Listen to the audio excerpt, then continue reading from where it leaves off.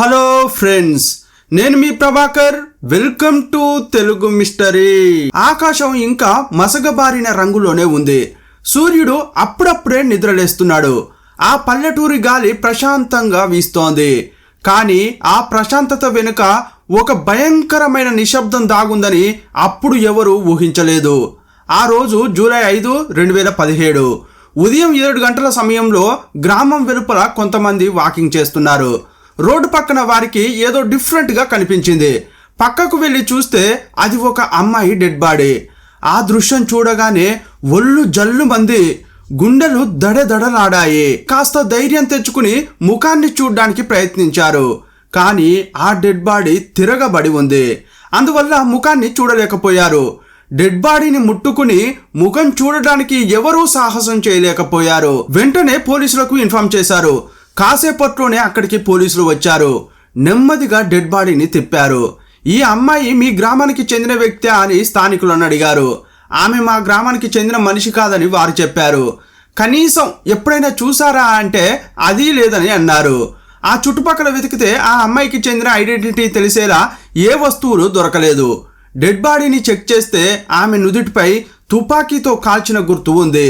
సాధారణంగా తుపాకీతో నుదుటిపై కాలిస్తే మరణం సంభవిస్తుంది. కానీ ఇక్కడ ఆమె నుదుటిపై కాల్చిన తర్వాత ఆ గాయంలో కత్తిని పెట్టి వెడల్పు చేశారు.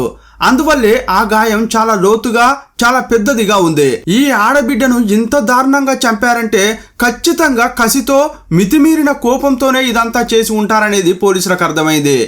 ఈ అమ్మాయి చూడ్డానికి చదువుకున్న అమ్మాయిలాగే ఉంది. తలపై ఇంత గాయం ఉందంటే చాలా రక్తం కారి ఆ ప్రాంతం రక్తంతో తడిసిపోయి ఉండాలి. కానీ అక్కడ నెత్తుటి చుక్క లేదు. దీన్ని బట్టి చూస్తే ఆమెను వేరే చోట హత్య చేసి మృతదేహాన్ని తీసుకొచ్చి ఈ ప్రదేశంలో పడేశారని పోలీసులు అనుకున్నారు. చుట్టుపక్కల పోలీస్ స్టేషన్లకు ఇన్ఫార్మ్ చేసి ఈ అమ్మాయి వయస్సుకు సరిపోయేలా ఏదైనా మిస్సింగ్ కేసు నమోదైందా అని చెక్ చేశారు. కానీ అలాంటి ఫిర్యాదు ఏదీ రాలేదు.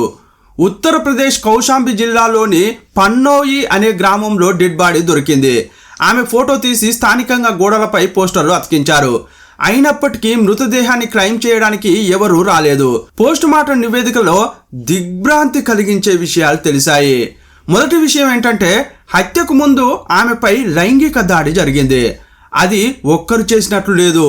రెండో విషయం ఏంటంటే నుదుటిపై ఉన్న గాయం ఎవరినైనా తుపాకీతో కాలిస్తే చనిపోవడం ఖాయం. కానీ ఇక్కడ ఆ గాయంలో పదునైన కత్తిని పెట్టి గాయాన్ని మరింత పెద్దది చేశారు. మొత్తానికి హత్యకు గురైన ఆమె చివరి క్షణాలు అత్యంత వేదన భరితంగా ఉండి ఉంటాయని వైద్యులు చెప్పారు. మృతదేహానికి అంత్యక్రియలు జరపడానికి ముందు పోలీసులు ఫోటోలు తీసుకున్నారు. ఆమె ఎవరు, ఏ ఊరి బిడ్డ అన్న ప్రశ్నలకు సమాధానం దొరకక వారం రోజులు గడిచిపోయాయి. పోలీసులు గోడల మీద పోస్టర్లు అతికించిన తర్వాత ఏదైనా సమాచారం దొరుకుతుందా అని ఎదురు చూస్తున్నారు. వారం తర్వాత కేసు మొదటి మలుపు తిరిగింది. జూలై 12న ఈ లేడీకి సంబంధించి ఒక వ్యక్తి ఇన్ఫర్మేషన్ ఇచ్చాడు. సార్, ఈ ముఖాన్ని నేను ఫేస్బుక్లో చూశాను అని ఒక క్లూ ఇచ్చాడు. అప్పటిదాకా చీకట్లో వెతుకుతున్న పోలీసులకు అదొక వెలుగు కిరణంలా అనిపించింది. వెంటనే ఫేస్బుక్లో ఆమె ప్రొఫైల్ చెక్ చేస్తే ఆమె పేరు హీనా తల్రేజా అని తెలిసింది. హత్యకు ముందు రోజు అంటే జూలై 4వ తేదీ రాత్రి 10:45 ఒక పోస్ట్ చేసింది. అంటే ఆ రాత్రి వరకు ఆమె సజీవంగానే ఉంది. దీన్ని బట్టి చూస్తే ఆమె జూలై 4వ తేదీన రాత్రి హత్య చేయబడి ఉండాలి. లేదంటే జూలై 5వ తేదీన తెల్లవారుజామున హత్య చేయబడి ఉండాలని పోలీసులు అనుకున్నారు. ఇప్పుడు హీనా అని తెలిసింది కాబట్టి ఆమె కుటుంబ సభ్యులను కలిస్తే ఆమెను ఎవరు చంపి ఉండవచ్చు అనే విషయాలు తెలుసుకోవచ్చు అని అనుకున్నారు. ఆమెకు శత్రువులు ఎవరైనా ఉన్నారా కూడా తెలుస్తుంది.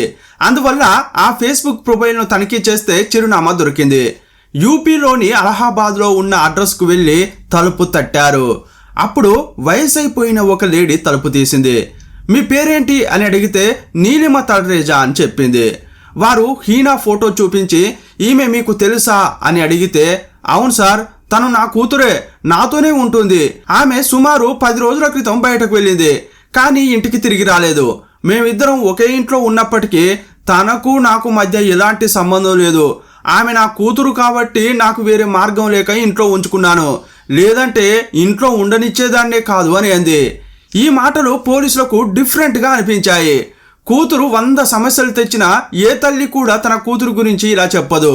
ఒక తల్లి స్వయంగా తన కూతురికి మధ్య ఎలాంటి సంబంధం లేదని చెప్పడంతో పోలీసులు ఆశ్చర్యపోయారు. అప్పుడు పోలీసులు అసలు విషయం చెప్పారు. హీనా తల్రేజా ఈ లోకాన్ని విడిచిపెట్టిందని అన్నారు. ఆ విషయం విన్న తర్వాత కూడా తల్లి ముఖంలో పోలీసులకు ఎలాంటి షాక్ కనిపించలేదు. పైగా ఏమందంటే, ఆ ముందునాష్టపతి సచ్చిందా, ఇది ముందే ఊహించాను, ఇన్నాళ్లకు కర్మ ఫలితాన్ని అనుభవించిందా అని అంది. ఆమె రియాక్షన్కు పోలీసుల మతులు పోయాయి. ఇంకా ఏమందంటే, ఈ కేసుతో నన్ను ముడిపెట్టొద్దు, దాని గురించి నన్ను ఇంకేమీ అడగవద్దు, ఇక్కడ నుంచి వెళ్ళండి అని కసురుకుంది. తన కూతురు హత్య చేయబడిందనే విషయం ఒక తల్లి మనసులో కాస్త కూడా కంగారు కలిగించకపోవడం ఫస్ట్ టైం తమ సర్వీస్లో చూశామని కొందరు పోలీసులు చెప్పారు. బహుశా ఆమె తల్లికి ఈ హత్యతో ఏదైనా సంబంధం ఉందా, అందుకే ఇలా ప్రవర్తిస్తోందా, లేదంటే కూతురు చేసిన పనులు అలా ఉండి ఉంటాయా అని పోలీసులు పలు విధాలుగా ఆలోచించారు. ఇంతకీ ఫేస్బుక్లో పోస్ట్ పెట్టిన తర్వాత హీనాకు ఏం జరిగింది, ఆమెను ఎవరు చంపారు, నుదిటిపై తుపాకీతో కాల్చి చంపాక ఆ గాయాన్ని కత్తితో ఎందుకు పెద్దది చేశారు, ఇది కేవలం హత్య కాదు, ఒక రాక్షస క్రీడ, అంతలా ఆమెపై పగ పెంచుకున్నదెవరు అని ఎంక్వైరీ చేశారు. వందల ప్రశ్నలు, ఎన్నో మలుపులు, వెరసి నమ్మలేని నిజాలు. అసలు ఈ కేసులో ఏం జరిగిందో ఈ వీడియోలో చూద్దాం.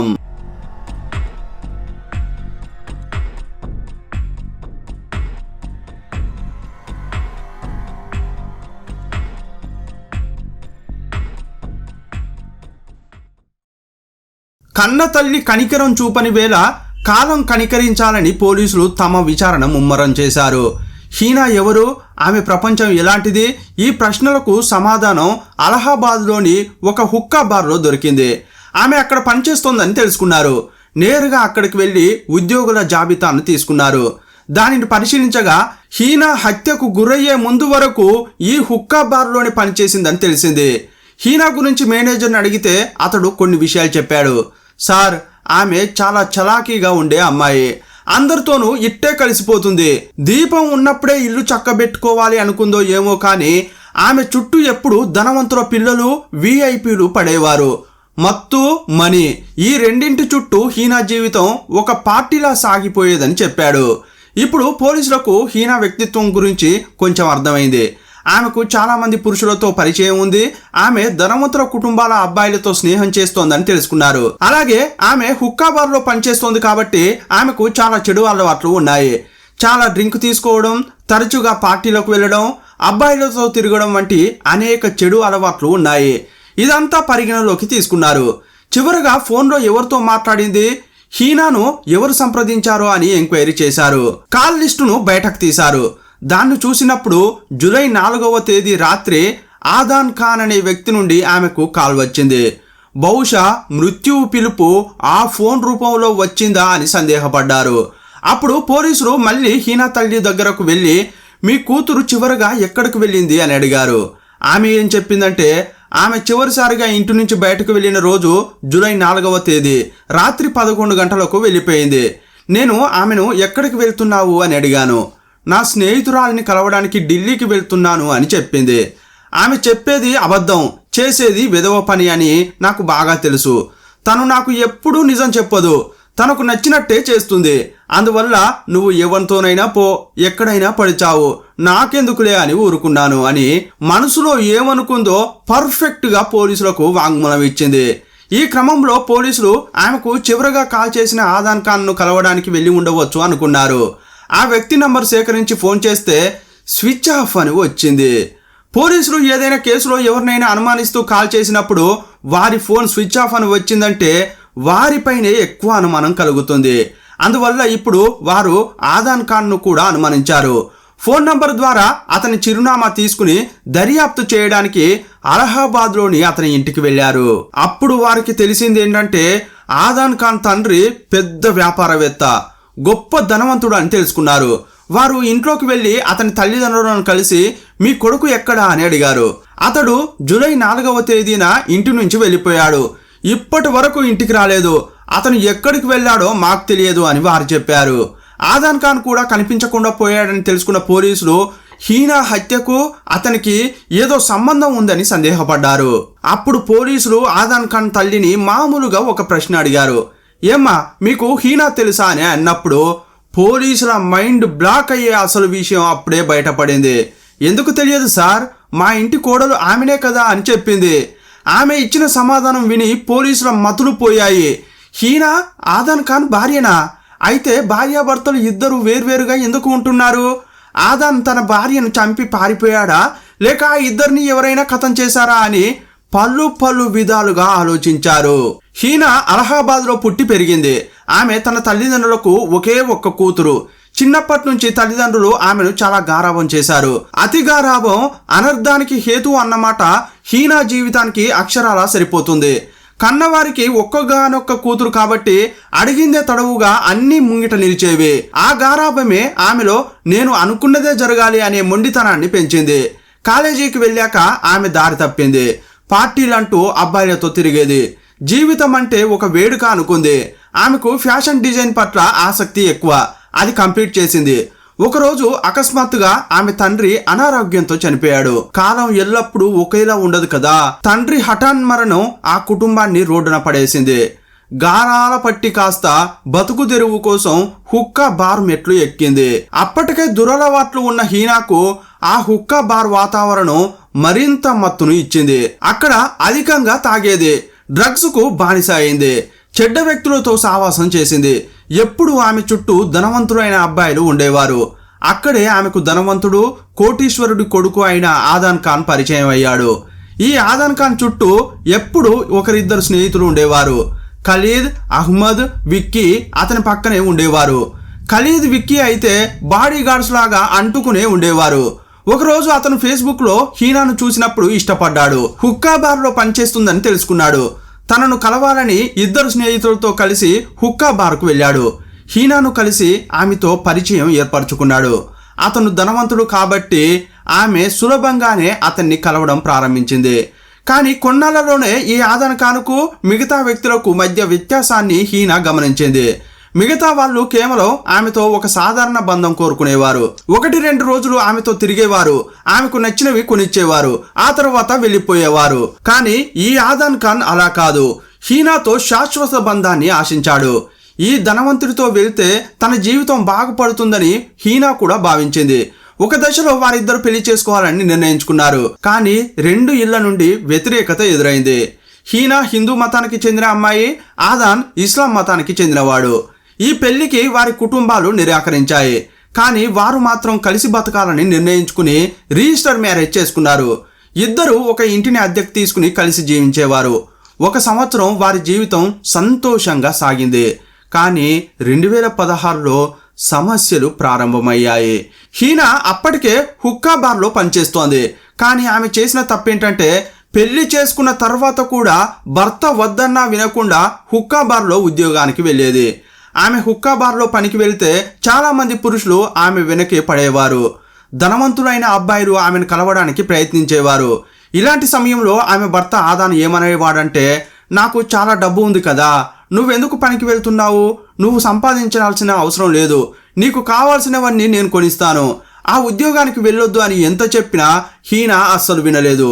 ఆమె ఏమందంటే, నాకు ఆ ఉద్యోగం అంటే ఇష్టం, నేను కంటిన్యూ చేస్తాను అని కరాఖండిగా చెప్పింది. ఉద్యోగానికి వెళ్ళిన ఆమె కనీసం తన పని తాను చేసుకున్నా సరిపోయేది. కానీ చాలా మంది పురుషులతో కలిసి తాగడం, క్లోజ్ గా మూవ్ కావడం ఆమె భర్త ఆదాన్కు చిరాకు తెప్పించింది. తన భార్య వేరొకరితో అక్రమ సంబంధం పెట్టుకుంటుందా, ఎవరితోనైనా తప్పుగా ప్రవర్తిస్తుందా అని ప్రతిరోజు అభద్రతా భావంలో అతడు ఉండేవాడు. ప్రతిరోజు ఈ నరకం నేను అనుభవించలేను, సూటిగా చెప్తున్నా, నీకు ఉద్యోగం కావాలా లేక నేను కావాలా నిర్ణయించుకో అన్నాడు. ఆమె 2 కావాలని అంది. నీకు ఉద్యోగం నేను 2 సమానమేనా అంటే ఆమె ఇంకేం చెప్పలేకపోయింది. అప్పుడే ఇద్దరు విడిపోయారు. కానీ చట్ట ప్రకారం విడాకులు తీసుకోకుండా తమ ఇళ్లకు వెళ్ళిపోయారు. హీనా తన తల్లి దగ్గరకు వెళ్ళగా ఆదాన్ తన కుటుంబం వద్దకు వెళ్ళాడు. కూతురు ఇంటికి వచ్చిన హీనాపై ఆమె తల్లికి కోపం తీరలేదు. తనకు నచ్చని పెళ్లి చేసుకుని వెళ్ళిపోయి బాధ పెట్టిందని మనసులో పెట్టుకుంది. ఇంటికి వచ్చిన తర్వాత కూడా హీనా ప్రవర్తనలో మార్పు రాలేదు. పెళ్లికి ముందు ఎలా విలాసవంతమైన జీవితం గడిపిందో ఇప్పుడు కూడా అలాగే ఉండేది. బార్లో పనికి వెళ్ళి విపరీతంగా తాగేది. తనకు నచ్చిన సమయానికి ఇంటికి వచ్చేది. ఇది తల్లికి అస్సలు నచ్చకపోయేది. తల్లి అనే ఒకే ఒక కారణంతో నిన్ను ఇంట్లో ఉంచుకుంటున్నాను, కానీ నీకు నాకు ఎలాంటి సంబంధం లేదన్నట్లే ప్రవర్తించేది. ఇంకోవైపు ఆదాన్ను అతని తల్లిదండ్రులు ఇంట్లోకి ఆహ్వానించారు. అతనికి రెండో పెళ్లికి ఏర్పాట్లు చేశారు. కానీ సమస్య ఏంటంటే మొదటి పెళ్లి నుండి విడాకులు తీసుకోకుండానే రెండో పెళ్లి చేశారు. ఈ సమాచారం హీనాకు స్నేహితుల ద్వారా తెలిసింది. అప్పుడు ఆమెకు విపరీతమైన కోపం వచ్చింది. పోలీస్ స్టేషన్కు వెళ్లి ఫిర్యాదు చేసింది. నా భర్త చట్టబద్ధంగా విడాకులు తీసుకోకుండానే మరొక స్త్రీని పెళ్లి చేసుకున్నాడని కేసు పెట్టింది. అప్పుడు పోలీసులు ఆదాన్ను విచారణ కోసం పోలీస్ స్టేషన్కు తీసుకెళ్లారు. ఈ కేసు నిరూపించబడితే అతను అరెస్ట్ అయ్యే అవకాశం ఉంది. అందువల్ల హీనా వద్దకు వెళ్లి కేసు వాపస్ తీసుకోమని బతిమలాడాడు. దాదాపు ఆమె కాళ్లపై పడి క్షమించమని అడిగాడు. అప్పుడు ఆమె ఏం చెప్పిందంటే, నువ్విప్పుడు రెండో పెళ్లి చేసుకున్నావు కదా, ఆమెను వదిలేసి నా వద్దకు తిరిగిరా అంది. ఆ మాటలకు అతను షాక్ అయ్యాడు. ఎందుకంటే అతని రెండో పెళ్లి తల్లిదండ్రుల అంగీకారంతో జరిగింది. ఆ పెళ్లిని బంధువులు గ్రామస్తుల సమక్షంలో చేశారు. అందువల్ల ఆ బంధాన్ని అస్సలు వదులుకోలేను అని చెప్పాడు. కానీ ఆమె మాత్రం నువ్వు నాతోనే ఉండాలి, లేదంటే పోలీసులకు ఫిర్యాదు చేస్తా అంది. కొన్నిసార్లు నేను ప్రెగ్నెంట్ను అని బ్లాక్మెయిల్ చేసేది. నీ వల్లే గర్భవతిని అయ్యాను, బిడ్డను కని ఆ బిడ్డను నీ ఇంట్లోనే వదిలిపెడతాను, అప్పుడైనా నువ్వు నీ రెండో భార్యకు విడాకులు ఇవ్వాల్సి ఉంటుందని బెదిరించేది. ఇక అప్పటి నుంచేని ఆమె కంటిన్యూగా బెదిరిస్తూనే ఉండేది. అప్పుడు ఆదాన్ మానసికంగా కుంగిపోయాడు. తన ఇద్దరు స్నేహితులు ఖలీద్, విక్కీకి చెప్పి బాగా ఏడ్చాడు. నా జీవితం నరకంగా మారింది, ఏం చేయాలో తెలియడం లేదని అన్నాడు. అప్పుడు వారేమన్నారంటే, హీనాను పూర్తిగా తొలగిస్తేనే ఈ సమస్యకు పరిష్కారం దొరుకుతుంది అని చెప్పడంతో ఇదే మంచి ఆలోచన అని ఆదాన్ కూడా అనుకున్నాడు. హీనాను వదిలించుకుంటే ఆమె తల్లి, బంధువులు ఎవరు ఏమీ అడగరు. కాబట్టి హీనాను చంపేయాలని నిర్ణయించుకున్నారు. అంతా కలిసి ఒక ప్లాన్ సిద్ధం చేశారు. జూలై 4వ తేదీన హీనాకు కాల్ చేసిన ఆదాన్, నేను నిన్ను కలవాలి, మనం కలిసి జీవించడం గురించి మాట్లాడుకుందామని అన్నాడు. అప్పుడు హీనా చాలా సంతోషపడింది. నా భర్త తన వద్దకు తిరిగి వచ్చేస్తాడని అనుకుంది. జూలై 4న అతన్ని కలవడానికి బయలుదేరింది. అప్పుడే ఆమె తల్లి ఎక్కడికి వెళ్తున్నావని అడిగింది. నేను ఢిల్లీకి వెళ్తున్నానని చెప్పి బయలుదేరింది. ఒక చోట ఆమెను ఆదాన్ కారులో ఎక్కించుకున్నాడు. కానీ ఆదాన్ యొక్క ఇద్దరు స్నేహితులు కారు డిక్కీలో ఉన్నారని హీనాకు తెలియదు. నమ్మించి గొంతు కోసే ప్రయత్నం చేస్తున్నాడని ఆ టైంలో హీనా ఊహించలేదు. వారు ఒక రెస్టారెంట్కు వెళ్ళారు. తినుకుంటూ తాగుకుంటూ మాట్లాడుకున్నారు. ఆమె స్పృహ కోల్పోయేలా చేయడానికి అతడు ఎక్కువగా తాగించాడు.